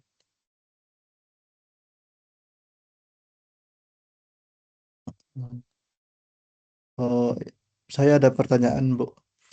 Yang terkait harmful alga bloom itu kan bisa terjadi di kayak di teluk gitu ya. Betul. Nah, dia itu kan ada siklusnya gitu ya, maksudnya atau siklus alam gitu mungkin ya.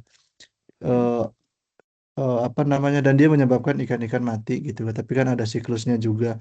Apakah itu perlu dicegah, ada dampak signifikan atau bagaimana ya, Bu? Ya, sebenarnya kalau misalnya memang dari segi topografinya sudah seperti itu, Pak, kayak kita tidak bisa melakukan pencegahan yang artinya pencegahan yang dramatis sampai hilang, maksudnya sampai tidak terjadi sama sekali alga bloomnya gitu. Karena secara naturalnya daerah tersebut memungkinkan nutrien itu untuk terperangkap terus di situ, tidak tersirkulasi lebih jauh lagi gitu kan.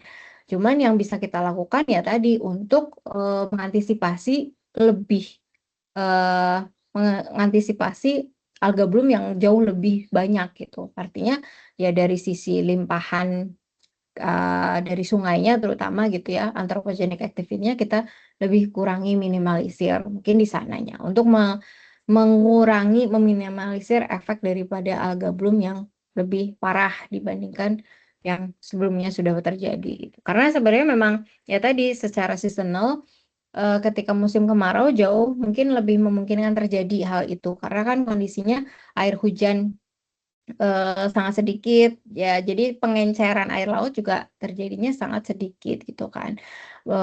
Pemekatan si tadi apa namanya, pemekatan daripada nutrien-nutrien jadinya lebih banyak terjadi ketika summer. Dan di satu sisi kondisi ya tadi ya apa namanya, matahari yang cukup banyak intensitasnya itu juga memperbanyak si fitoplankton jauh lebih cepat gitu kan.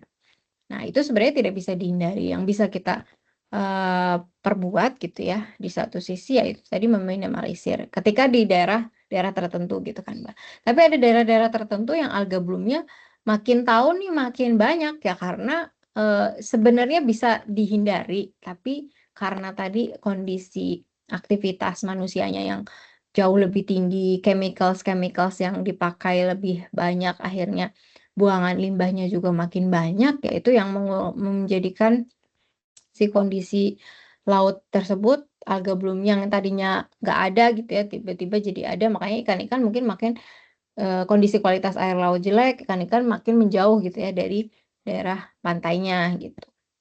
Itu sih mungkin ya.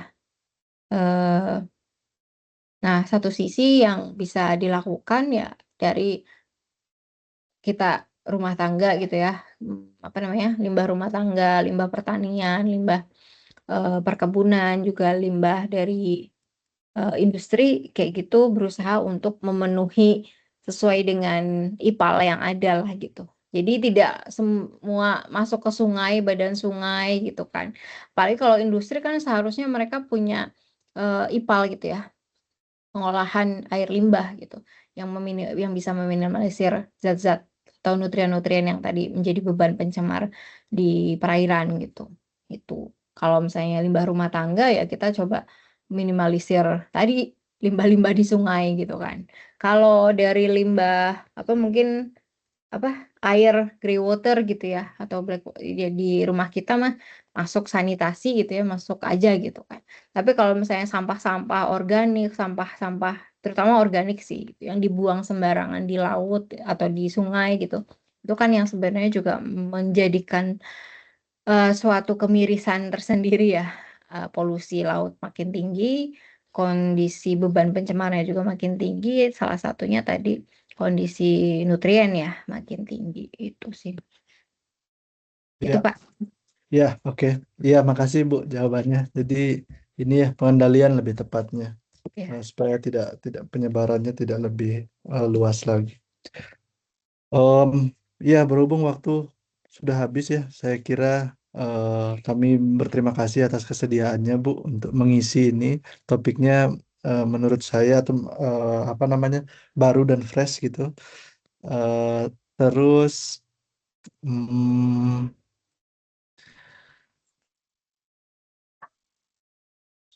semoga berkenan untuk ngisi materi lagi, sharing lagi gitu Bu. Siapa tahu yang proyek kita udah ada gitu ya, bisa dikerjakan terus menghasilkan sesuatu bisa kita share bersama.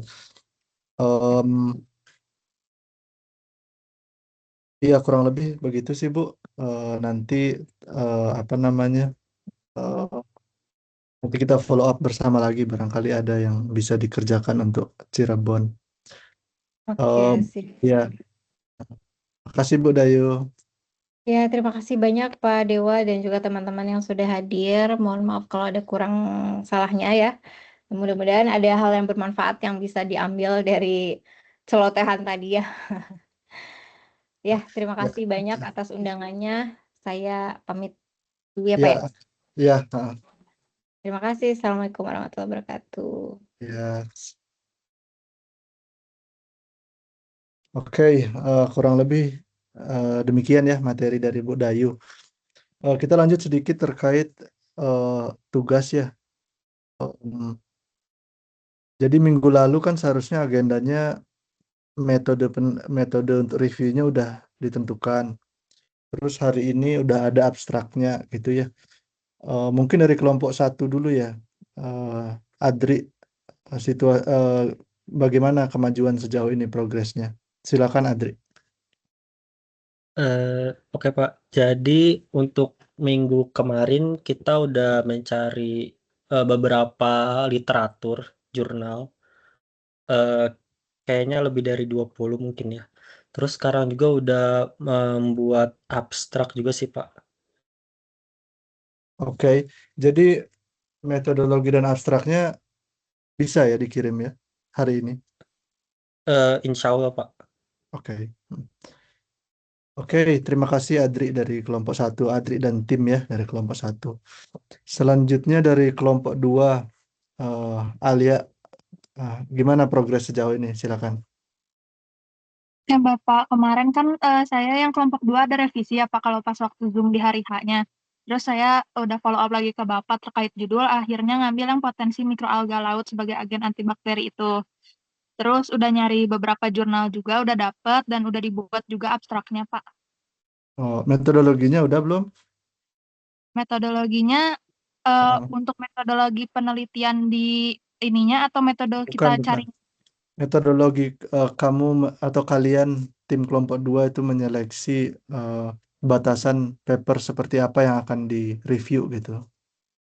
kemarin kami jadinya pakai untuk tahunnya sendiri itu pakai yang dari 2020 sampai 2026 karena setelah diskusi untuk antibakteri sendiri kan perkembangan research-nya cukup cepat ya Pak kalau nggak salah.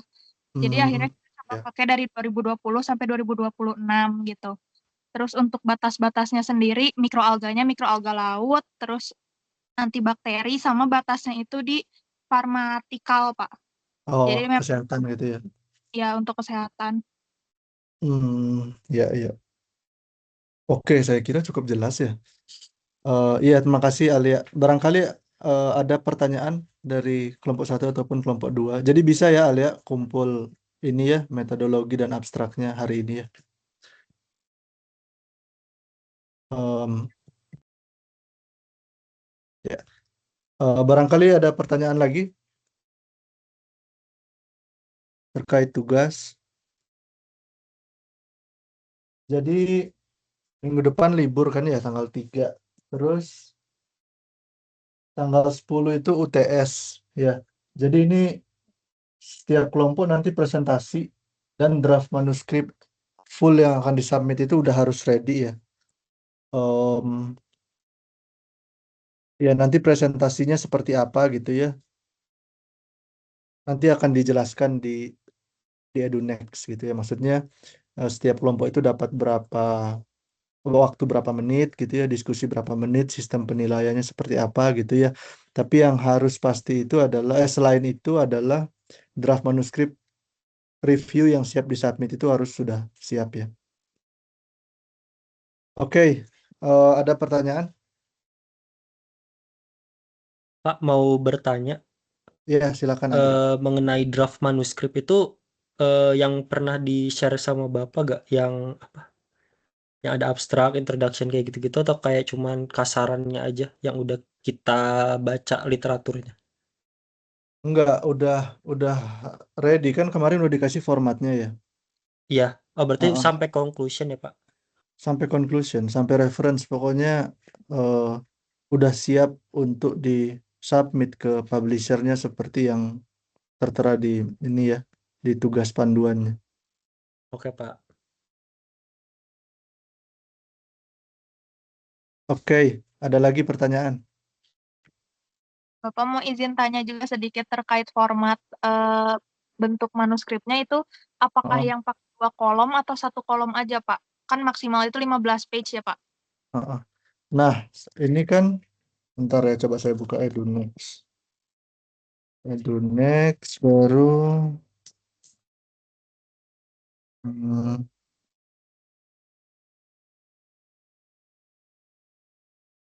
ini.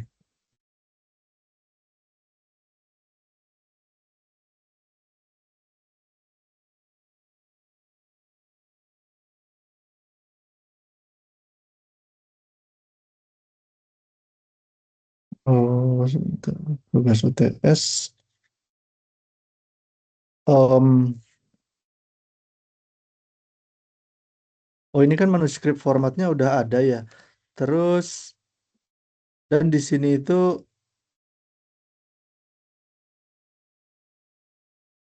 berarti cuma satu kolom ini. Karena di manuskrip format nggak ada tulisan harus berapa kolom gitu kan, jadi satu. Oke, Bapak. Berarti Ya. memanjang ya, Pak ya, ke samping. Nggak dibagi 2 kolomnya. Iya, cuma ada Oke, satu Pak. kolom intinya seperti dokumen pada umumnya kan ya. Ya. Oke, Ya, Pak. Makasih. iya sama-sama. Ada lagi barangkali pertanyaan?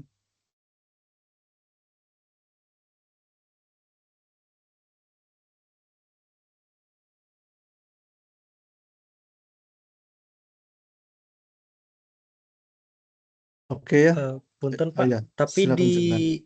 yang Bapak share itu ada 2 kolom Pak. Em, iya betul, Yang tapi yang kita submit kayaknya cuma satu ya. Nanti satu. pas di editor mereka yang akan mereka ubah menjadi 2 gitu. Terus apa ditambahkan headernya dan lain-lain gitu. Tapi kita submit kontennya itu sesuai format yang ada. Yang tadi itu cuma satu kolom. Oh, oke Pak. Terima kasih Pak. Ya, sama-sama.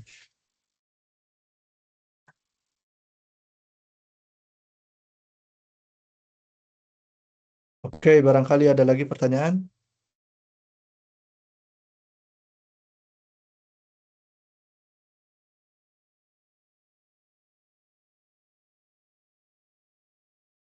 Oke, saya kira tidak ada lagi pertanyaan. Saya ucapkan terima kasih kepada semua mahasiswa kelompok 1, kelompok 2. Sejauh ini perkuliahan kita berjalan lancar gitu ya. Em, Tugas juga berjalan lancar, progresnya maju terus gitu ya. Jangan lupa hari ini untuk submit tugas masing-masing kelompok untuk abstrak dan metodologinya. Saya kira itu saja. Saya doakan semoga eh, tugas ini hasil manuskrip yang kita submit itu dua-dua bisa apa diterima gitu ya. Kalaupun ada revisi sedikit, tentu nanti akan dikembalikan kepada kelompok terkait. Oke, saya kira demikian pertemuan hari ini. Eh, Kalau tidak ada pertanyaan lagi, maka pertemuan ini saya akhiri. Selamat sore dan selamat melanjutkan aktivitas. Terima kasih, Terima kasih, Pak. Pak. Terima Terima kasih kasih, Pak. Pak.